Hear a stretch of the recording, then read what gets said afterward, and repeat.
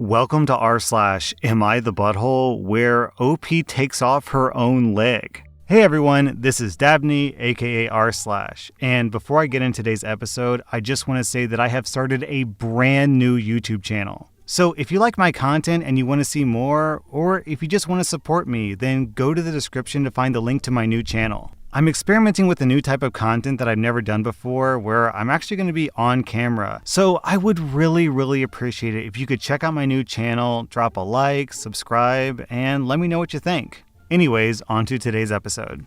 Am I the butthole for not asking my mother-in-law nicely to hand over the baby for feeding? I'm a new mom. I had my son 5 weeks ago. My husband's parents have been staying with us, and things have been super overwhelming. My mother-in-law has this habit of taking the baby and refusing to give him back to me. She'd say that I'm deliberately ruining her time with him. My son needs to be fed every 2 hours, and she basically makes me beg her to hand him over to me so I can feed him. Last night at 10 p.m., my mother-in-law had my son in her arms while sitting on the couch with my husband and his dad. I was exhausted, and the baby started crying. I told my mother-in-law to hand him over to me so I could feed him. She refused, and I kept asking. My husband starts talking about what a whiny little girl I was to complain that our son is receiving love and cuddles, and how I'm using feeding as an excuse to keep the baby away from his mom. I ignored him and told his mom to hand over the baby. She refused and said I had to wait a little longer. I got angry at this point. My husband said that I could take the baby after I asked his mom nicely. This had me seething. I meanly told his mom to stop being annoying and overbearing and hand my son over to me. She looked at me shocked and hurt. She handed the baby over and ran into the guest room, and my husband gave me a look, then followed her and stayed inside to comfort her. He came into the room while I was feeding my son and started yelling about how disrespectful I was to speak to his mom this way and treat her poorly when all she's doing is showing our son more love than I do. I told him that she's been taking the baby for hours and preventing me from feeding him properly. He said that, first of all, our son isn't an object for me to act like I own him, and secondly, his mom was doing nothing wrong, and third, I should have asked nicely instead of being a B-word to his mom and making her cry. I started crying and yelled that I would go back to my mom's place if his parents stay any longer. And he yelled back saying, "Shut the F up! You're only acting up because you don't want my parents around. What the F is wrong with you?" Then he walked out. I feel terrible thinking that maybe I was rude to his mom, but also I think that I hit my limit here. Am I the butthole for not asking her nicely like my husband wanted? But that's the thing, OP. You did ask her nicely. You asked her to get the baby so you could feed the baby, and she refused, and then a fight broke out, so you got upset. Like, do these people not realize that it's your child, not the grandparent's child? And how old is this baby? 5 weeks old? Yeah, a 5-week-old baby doesn't really need love and cuddles. They're just like... I mean, I don't want to insult babies here, but realistically, a 5-week-old baby is just a lump of flesh that needs to be fed, put to bed, and cleaned. They don't really get much value out of, like, cuddling with other people because they're not even conscious. They don't seem to have thoughts. They're basically just like a lump of flesh that you have to keep alive with constant, like, attention. So, no, a 5-week-old baby doesn't need love and cuddles. A 5-week-old baby needs milk. Honestly, OP, the way that your family is treating you in this situation is pretty horrific. You just gave birth, which is a huge physical trauma for a woman, and your husband is treating you like garbage, like you owe him something. And your mother-in-law acts like the baby is more hers than yours, which is a huge red flag. OP, you are absolutely not the butthole. I do think you should go to your parents' house. I'm giving your husband 4 out of 5 buttholes, and I'm also giving your mother-in-law 4 out of 5 buttholes. You get 0 out of 5 buttholes. I mean, let's just call this what it is. Your husband is prioritizing the emotional wants of his mother over the literal physical needs of a 5-week-old baby. Am I the butthole for not sticking up for my grandmother after my wife told her to F off out of her hospital room? About 3 weeks ago, my wife, who's 33, went into premature labor with our daughter at 31 weeks. It was entirely unexpected, and both my wife and our daughter had a horrible time, and it became quite dangerous for the both of them. My wife became preeclamptic among other serious complications, and for the first week, we weren't even sure if either my wife or our daughter would make it. Luckily, they both survived, but our daughter is still in NICU after 3 weeks, and probably will be for another 3, and my wife is still in the hospital as well. It's been a horrible struggle for my wife. Before this, she was a very healthy and active person, and even during most of her pregnancy, she was able to maintain a somewhat active lifestyle. But because of the trauma her body went through, she's basically starting back from square one and hasn't even been able to hold our daughter yet. My wife has had a lot of struggles so far with her birth trauma and feels so confused and hurt by her experience. She told me that she feels betrayed by her own body, and even in some of her weakest moments, she even said that she regretted getting pregnant entirely because of how much she suffered. And she's so worried that she'll never be the person that she was before.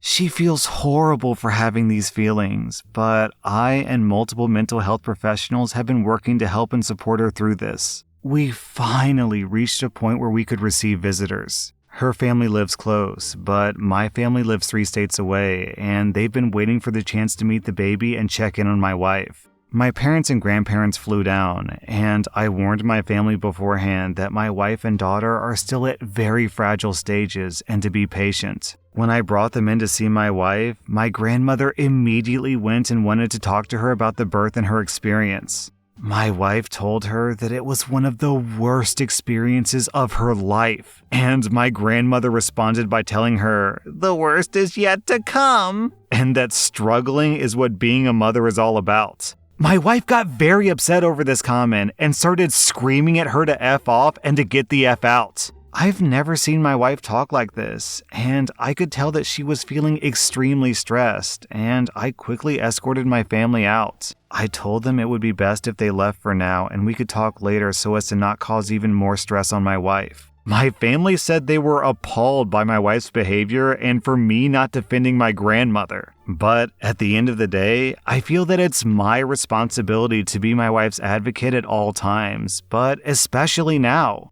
It's become a source of tension among my extended family, but I haven't told my wife about it because I don't want to stress her out. And I plan to deal with this alone entirely. Should I apologize on my wife's behalf? If I'm the butthole, I'll own up to it, but I don't see my wife as the butthole at all. Man, OP, when you said the line that I feel it's my responsibility to be my wife's advocator all the time, but especially now, I'm like, yes, finally someone on this frickin' subreddit who gets it. Yes, you should be your wife's advocator all the time. That doesn't mean that you have to agree with her all the time, but you do have to have her back. And if she's wrong, you have to back her up and let her know, hey, you're being wrong about this. Now, to be clear, I don't think she is being wrong here. I think that your grandmother came in a little bit too hot. Your grandmother kind of kicked your wife while she was down in the lowest spot that she's ever been in her life. And your wife reacted a bit explosively, probably, I could see how some people would say too harshly, sure. But definitely understandably, I can see where she's coming from. So I wish she had reacted more calmly, but I still think that it was a justified response, so I'm not going to give your wife a butthole score. Your approach is fantastic. I get so sick and tired of bad parents, bad boyfriends, bad wives, bad husbands who don't understand what it means to be in a committed relationship where you have to actually care for the people in your life that matter to you. So you did fantastic, OP. Backing up your wife, escorting your family out, keeping the peace, and sheltering your wife from the drama when she's in this really low state. Awesome. Fantastic. You're doing an amazing job, OP. Round of applause. So I'm giving you and your wife 0 out of 5 buttholes. I'm giving your grandma, 1.5 out of 5 buttholes. I don't know why she's coming into your wife and acting Emperor Palpatine. Yes, embrace the suffering. Why be so harsh and Disney villain cartoon evil about it? Why would you not comfort a woman who's so low and instead be yep, life is pain? I don't get it, man. Am I the butthole for refusing to let my mother-in-law spend the night in my bedroom and lock the door? For context, I'm a 26-year-old woman and my husband is 34. We got married 9 months ago. We live in a different town from my husband's parents, and my husband's mom visited us unexpectedly on Friday. Now, to give some context about my mother-in-law, she's okay-ish, but she has no respect for her son's privacy, and by extension, mine. When it was time to go to bed, my mother-in-law requested that we let her sleep in the bedroom on the master bed. And not just that, but lock the door as well because she explained that she can't feel comfortable enough to sleep without locking the door. I found this bizarre, but I politely declined and suggested other options like the guest room, couch, and air mattress. But no, she turned around and presented those options to me. My husband agreed, but I said no. This initiated an argument between her and I. During the argument, I pointed out that I don't want to be kept out of my own room and away from my own stuff,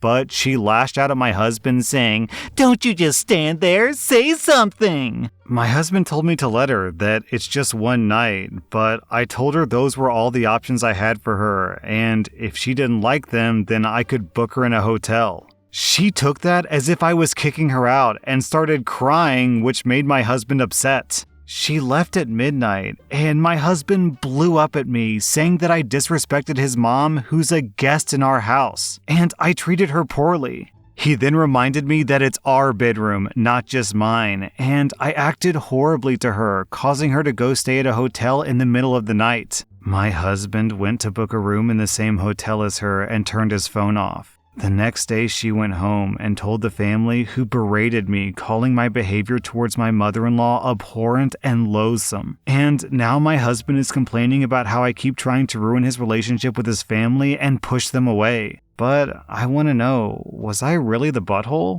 So yeah, she was a guest at your house, but since when do guests in your house ask to sleep in the master bedroom? When you go visit your mother-in-law's house, are you expected to sleep in their master bedroom? No, because it's weird. And your husband is correct that it's both of your bedrooms, not just your bedroom, but that doesn't mean that any one of you has the right to decide who sleeps in that bedroom. That means that both of you have to decide together who sleeps in that bedroom. That's not a one yes scenario, that's a two yeses, one no scenario. So I'm completely on your side, OP. I don't know what they're talking about. I don't know why she would even want to sleep in her master bedroom. Who would want to sleep in the bed where your child gets it on with their partner? Ugh. OP, you get 0 out of 5 buttholes. Your mother-in-law gets 2 out of 5 buttholes. Your husband gets 3 out of 5 buttholes. Am I the butthole for taking off my leg and making someone look dumb and feel uncomfortable? I'm a 21-year-old woman, and I was in a very bad car accident about 3 years ago. A drunk driver ran a stoplight, which cut off a semi-truck, which then crashed into me, sending me crashing into 2 different cars, and then ultimately into an embankment. My car was mangled, and my leg was crushed, completely destroyed, and it had to be amputated. I also lost a couple of fingers. I'm also left with some gnarly scars that used to bother me, but I'm learning to deal with them. I got a couple different insurance payouts and some pain and suffering money in addition to my medical bills being paid. And with that money, I purchased a custom-made leg to take the place of the one I lost. When I have pants and shoes, you can hardly tell unless you're really looking. I still limp, but some days I don't have a very pronounced limp. Earlier today, I went to the store with my boyfriend, my sister, her girlfriend, and our mother. I drove. I've had to learn to drive with my left foot, but I'm really good at it now. I also bought a car with my money, and I had to go through a ton of therapy to get past my PTSD, but I'm doing well there now as well. So I drove us, and because of my injuries, I have a handicap placard for my car. I have trouble walking without getting tired, so it really helps to park close to the door. Today I did so, and I unknowingly took the space from someone who was circling back around for it. Apparently, the man had been looking for a closed space and had missed the one I took and went down and around. He was still on the other aisle when I pulled in, so I didn't cut him off or anything, and I had no way of knowing that he wanted the spot. He parked in the yellow stripe zone, got out, and immediately began confronting me about stealing a space from people who actually need it. How I'm just some kid who has no respect for those who are truly sick and suffering. He then ordered me to move. My group was urging me to just walk away, but this has happened before, and one time the police were even called.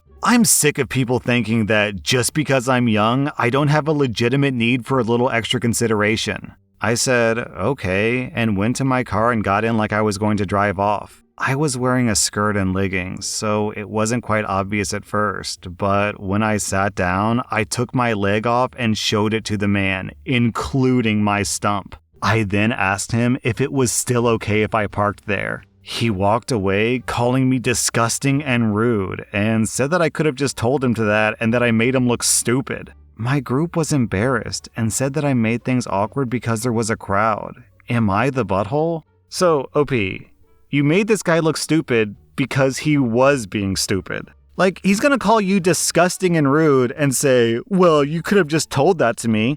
Well, if that's the case, why didn't that guy politely ask you if you really needed the space instead of just yelling at you? Honestly, he shouldn't have even done that. If you have a placard, then you have a right to park there. So, OP, I am completely on your side. You get 0 out of 5 buttholes. The douchebag driver gets 3 out of 5 buttholes. The drunk driver who did this to you gets 5 out of 5 buttholes. Your friends and family who were embarrassed by the situation each get 2 out of 5 buttholes. It's honestly pretty disgusting that they're going to side with some random rude jerk over their own family. OP, when you went to your car, you should have said, well, sir, if you're determined to put your foot in your mouth, here, let me help you with that, and then pop off your leg. That was r/AmITheButthole, and if you like this content, check out my second YouTube channel by clicking the link in the description, or check out my podcast where I publish the exact same episodes.